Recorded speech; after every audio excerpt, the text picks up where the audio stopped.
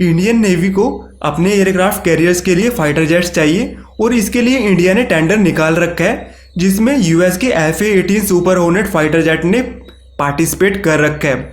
यहाँ पर US continuously India के ऊपर प्रेशर और रिक्वेस्ट दोनों डाल रहा है कि आप हमारे फाइटर जेट को खरीदिए और हम बहुत ही ज़्यादा कम कीमत पे ये फाइटर जेट आपको अवेलेबल करा देंगे। यहाँ पर इंडिया का एक इनिशिएटिव है, India make in India initiative के अंदर डिफेंस का छोटे से लेकर बड़ा पार्ट इंडिया में बनाकर पूरे वर्ल्ड को एक्सपोर्ट करना चाहता है। और यूएस भली भांति इस चीज़ को जानता है कि इंडिया एक डिफेंस हब बनना चाहता है और यूएस खुला ऑफर भी दे रहा है कि हम आपको हेल्प करेंगे डिफेंस हब बनने में, आप हमसे फाइटर जेट परचेज कीजिए और इसके सारे इक्विपमेंट खुद ही बनाइए, हम टेक्नोलॉजी ट्रांसफ़र आपको फुली प्रोवाइड करा देंगे।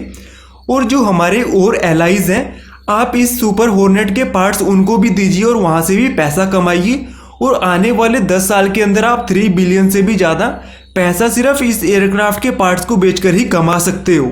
तो यहाँ पर इंडिया के बारे में यूएस इतना क्यों सोच रहा है, इसका भी रीज़न है, पहले जान लेते हैं। इसके कंपटीशन में FA-18 की अभी है रफाल फाइटर जेट जिसे इंडियन एयरफोर्स ऑलरेडी यूज़ करती है।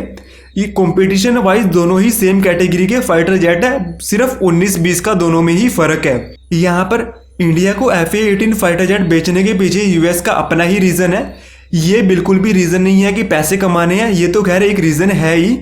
यूएस का सर का दर्द बना हुआ है इस टाइम चाइना, और एशिया में चाइना को काउंटर सिर्फ इंडिया कर सकता है। वेरएज़ अगर साउथ चाइना सी में चाइना को काउंटर करना है उसके लिए इंडिया की जरूरत पड़ने वाली है, क्योंकि all over the world India के एयरबेसिस आपको पूरे वर्ल्ड में हर जगह देखने को मिलेंगे। कुछ एयरबेसिस का एक्सेस तो यूएस को ऑलरेडी है और नियर फ्यूचर अगर आपको सुनने को मिले कि यूएस चाहता है कि हमें कुछ और एयरबेसिस का एक्सेस इंडिया दे, तो इसमें चौंकिएगा मत, क्योंकि ये होने वाला है। वेयरएज़ साउथ चाइना सी में इंडिया के इतने ज़्यादा एयरबेसिस है कि चाइना को पूरी तरह से इंडिया ने हिंद महासागर और साउथ चाइना सी में घेर रखा है और यूएस चाहता है कि इन एयरबेसिस का एक्सेस यूएस की फाइटर जेट्स को भी हो।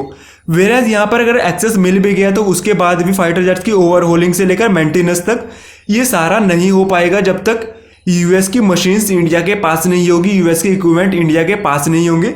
अगर FA-18 फाइटर जेट इंडिया खरीद लेता है तो यूएस की एक इक्विपमेंट इंडिया के पास आ जाएगा। इवन कम से कम FA-18 यूएस काफ़ी बड़े नंबर में यूज़ करता है, उसकी ओवरहोलिंग तो इन एयरबेसिस पे हो पाएगी और ये चाइना को काउंटर करने के लिए पहला स्टेप आप मानकर चल सकते हो। यहाँ पर इंडिया TEDVF के नाम से अपने नेवल फाइटर जेट को ऑलरेडी भी डेवलप कर रहा है, जो 2030 तक आपको देखने को मिलेगा।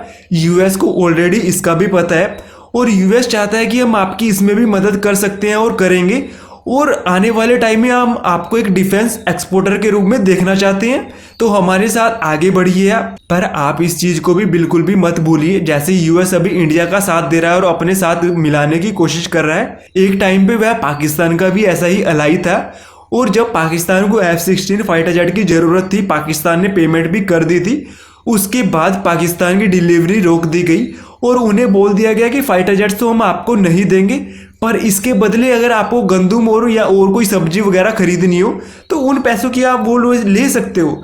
तो पाकिस्तान को जैसे बैकफुट पर यूएस ने एक टाइम पर लाके खड़ा कर दिया था, तो यूएस का कोई पता नहीं है, जब तक उसे अपने एलाई से मतलब रहता है वह उसके साथ दोस्ती रखता है, कांटा निकला दोस्ती खत्म। तो यूएस की ये पुराना रहा है, तो इसमें नो डाउट। इसी पर वीडियो को खत्म करते हैं। आप क्या सोचते हो, इंडिया को कौन से फाइटर जेट के साथ जाना चाहिए, बताइएगा जरूर। Thanks for watching this.